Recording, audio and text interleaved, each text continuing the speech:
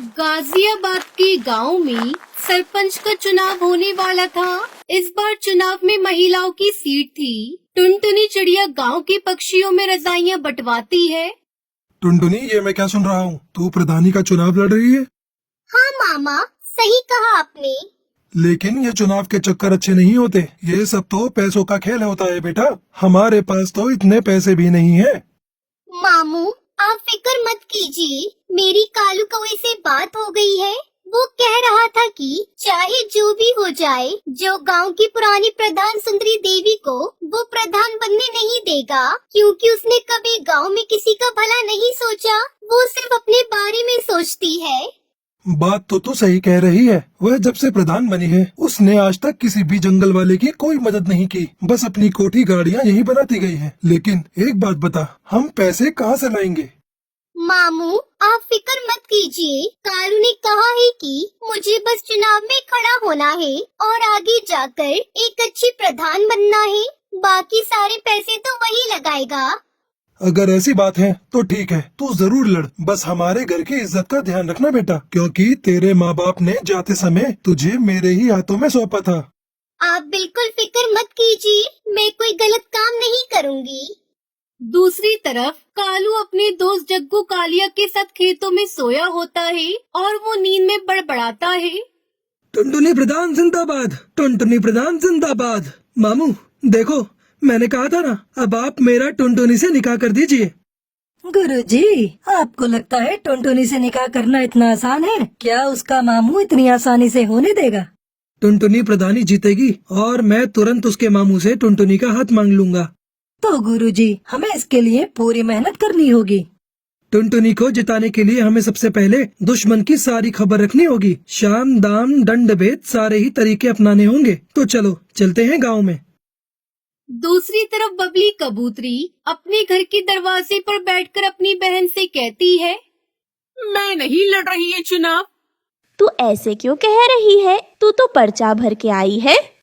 पर्चा तो भर आई हूँ, लेकिन अब सोच लिया है कि मैं कोई चुनाव नहीं लड़ूंगी। मैं अपना नाम वापस ले लूंगी। बहुत हो गया ये रोज का नाटक। कालू बाहर खड़ा होकर सब सुन रहा होता है। अगर ये चुनाव नहीं लड़ेगी तो हमारा तो बहुत नुकसान हो जाएगा। बबली प्रधान जिंदाबाद, बबली प्रधान जिंदाबाद। गुरुजी, जब आपने इसे प्रधान बोल ही दिया है तो जरूर जीत जाएगी। फिर बबली और उसकी बहन लूसी दोनों बाहर आते हैं। अरे मैं नहीं लड़ रही चुनाव, हमारे घर में तो रोज की लड़ाई है। मुझे एक बाबा ने बताया है कि बबली के घर में प्रधानी जानी चाहिए, और तू ये सोचती है कि प्रधान बन जाएगी तो घर का काम कौन करेगा? अच्छा तो ये बात है, लेकिन अगर मैं चुनाव में हार गई तो ना घर की रहूंगी ना घाट की। तू तो रही पागल की पागल। तेरा कुछ नहीं हो सकता। तेरे को बोलकर कोई फायदा नहीं। मैं जा रहा हूँ। रुक जा, इतने विश्वास के साथ बोल रहा है तो मैं जरूर लड़ूंगी चुनाव। ये हुई ना बात। अब तेरी बात में कुछ वजन लग रहा है। मुझे तेरी सीट को मजबूत करने के लिए बड़े काम करने हैं। तू जल्दी से जा और 25,000 लेकर आ। 25,000 किस बात के? जो तेरे खिलाफ है उनको पैसे देकर ही तो तेरी तरफ करना होगा। मैं क्यों दूं पैसे? एक तरफ तो तू कह रहा है कि बाबा ने तुझे बताया है कि मैं ही चुनाव जीतूंगी, फिर तू पैसे क्यों मांग रहा है? बाबा ने ये भी बताया है कि तेरे दुश्मन पैसों से बड़े ताकतवर हैं और वे पैसे खर्च करके तुझे हराने की पूरी कोशिश करेंगे। अगर ऐसी बात है तो मैं पैसों में आग लगा दूंगी। अभी लेकर आती हूँ पैसे।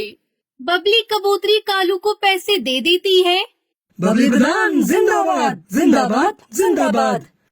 अपने लिए 5-6 अच्छे सूट बनवा ले चुनाव के प्रचार में जाने के लिए। बाकी तेरे पोस्टर मैं बनवा दूंगा, उसके लिए पैसे अलग से दे दे मुझे। अलग से कैसे पैसे? 25,000 की जगह 30,000 दिए हैं। ठीक है ठीक है, पोस्टर के खर्चे का बाद में देख लेंगे। अब मुझे बहुत काम करना है, जाने दो। बबली प्रधान जिंदाबाद, जिंदाबाद, जिंदाबाद। बबली प्रधान जिंदाबाद करते हुए वो वहाँ से आगे निकल पड़ता है। कालू पूरा माहौल बना देगा, तुझे प्रधान भी बनवा देगा। गुरुजी, कमाल हो गया। 1 मिनट में 30,000। चलो सुंदरी प्रधान के घर। सुंदरी प्रधान जिंदाबाद, जिंदाबाद, जिंदाबाद। सुंदरी प्रधान जिंदाबाद। सुंदरी प्रधान जिंदाबाद करते हुए वो दोनों सुंदरी प्रधान के घर पहुंच जाते हैं। मेरे टक्कर का इस पूरे गांव में कोई नहीं है। प्रधानी का चुनाव तो मैं ही जीतूंगी। हाँ सुंदरी प्रधान, तुम बिल्कुल ही सही कह रही हो, तुम ही जीतोगी। मैं तो स्कूल में खड़ा होकर सारे वोट तुम्हारे ही नाम पर डलवाऊंगा। मेरा बस चले तो सबको भगाकर खुद ही तुम्हारे नाम पर वोट डाल दूं। कालू तू याद रखना मुझे। इसमें याद वाली क्या बात है? मेरे दादा परदादा, इसके दादा परदादा सब हमेशा से ही तेरे साथ हैं। बस कालू तूने कह दिया तेरा साथ है तो आधा चुनाव तो मैं अभी जीत गई। अब तू एक काम कर, थोड़े कंबल ले जा और गांव में बंटवा दे। सुंदरी प्रधान, हम ऐसे ही किसी के पास नहीं जाते, और किसी के साथ खड़े हो गए तो उसे जिताकर ही छोड़ेंगे। सही कहा ना जग्गू कालिया? तो बोलो सुंदरी प्रधान जिंदाबाद। बस तुम तो अपनी प्रधानी पक्की समझो। वैसे तो मुझे खुद पर पूरा विश्वास है, अब तुमने कह दिया तो विश्वास और पक्का हो गया। अरे हम जो बताने आए थे वो तो भूल ही गए। मेरे पास बबली आई थी नोटों की थैली लेकर। हमने वो पैसे नहीं लिए। जब उसको वोट ही नहीं देना है तो थैली क्यों लेना है? अच्छा किया। अगर तेरा समर्थन मिल गया कालू तो मुझे हराने वाला कोई नहीं है। तुझे समर्थन चाहिए या वोट चाहिए? बस समर्थन तो हम तेरे लिए ले ही आएंगे, और जो वोट नहीं देगा उसे खिला पिला कर तेरी तरफ कर देंगे।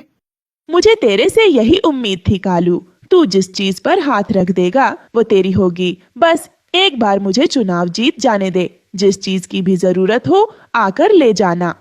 तेरे घर का तो मैं पानी भी नहीं पीऊंगा। तुझे वोट देने के लिए मैं तेरे से कुछ लूंगा क्या? वह तो जब मैं गांव में निकला तो 2-4 पक्षियों ने पूछा कि भाई किसे वोट डालना है, कुछ खिला पिला दो। उसके लिए मैं तेरे से पैसे लूंगा, उनको खिलाने पिलाने के लिए और तेरी तरफ करने के लिए, वरना मैं तो एक पैसा न लूं।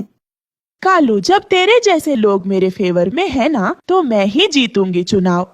अरे वो हरिया तोती आई थी मेरे पास पैसे लेकर कि मैं और अपने साथ वाले वोट उसे दे दूं। मैंने तो सीधा ही मना कर दिया कि मैं नहीं लूंगा पैसे। जब वोट उसे नहीं देना तो उसके पैसे क्यों लेना?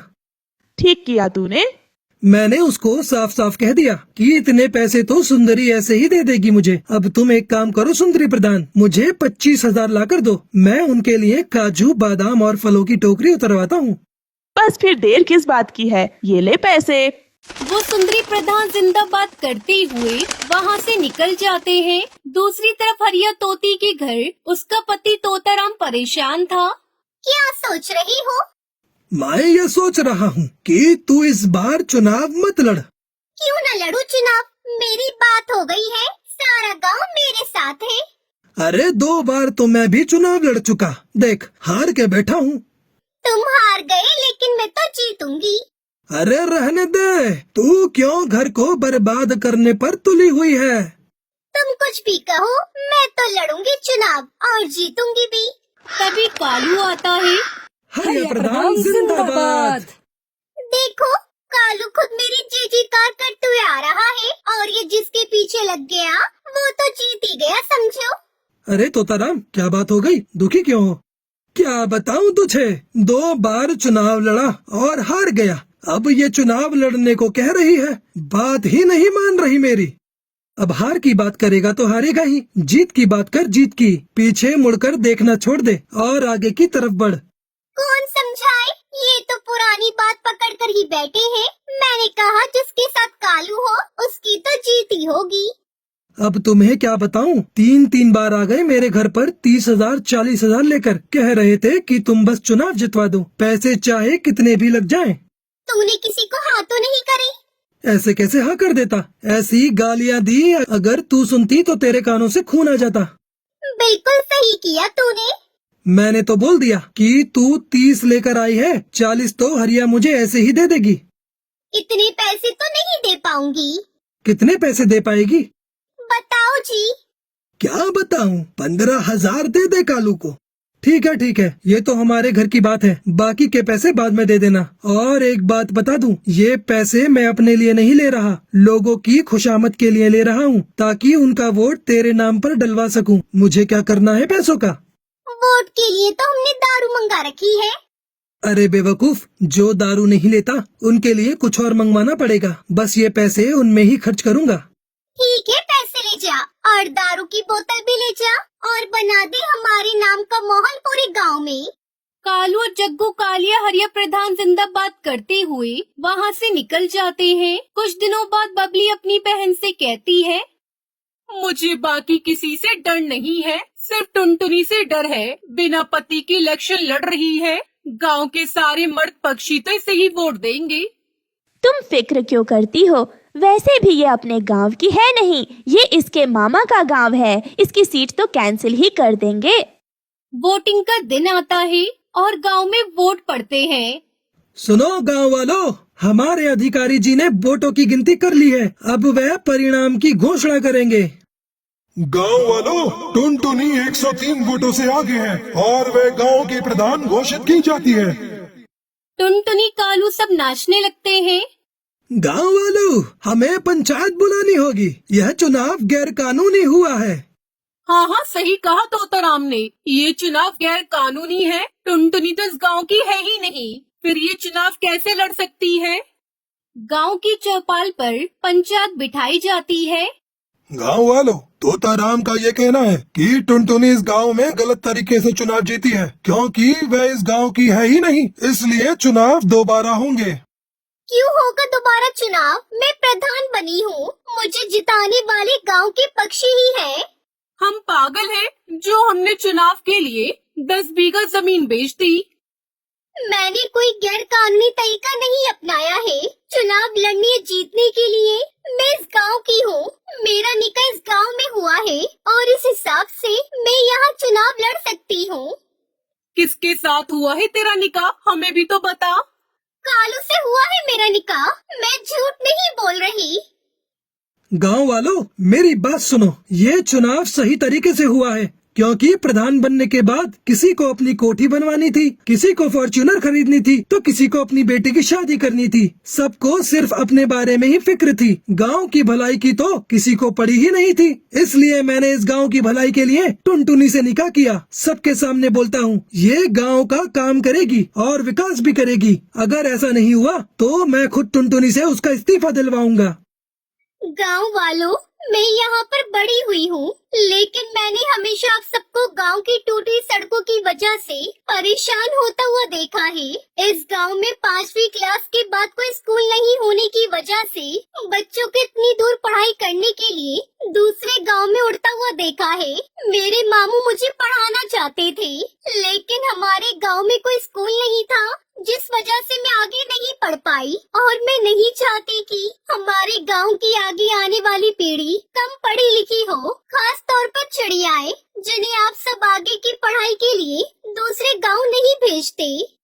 गांव के सभी पक्षी कालू और टुनटुनी के लिए ताली बजाने लगते हैं और इस तरह टुनटुनी चिड़िया जंगल के प्रधान बन जाती है और कालू की टुनटुनी से शादी हो जाती है।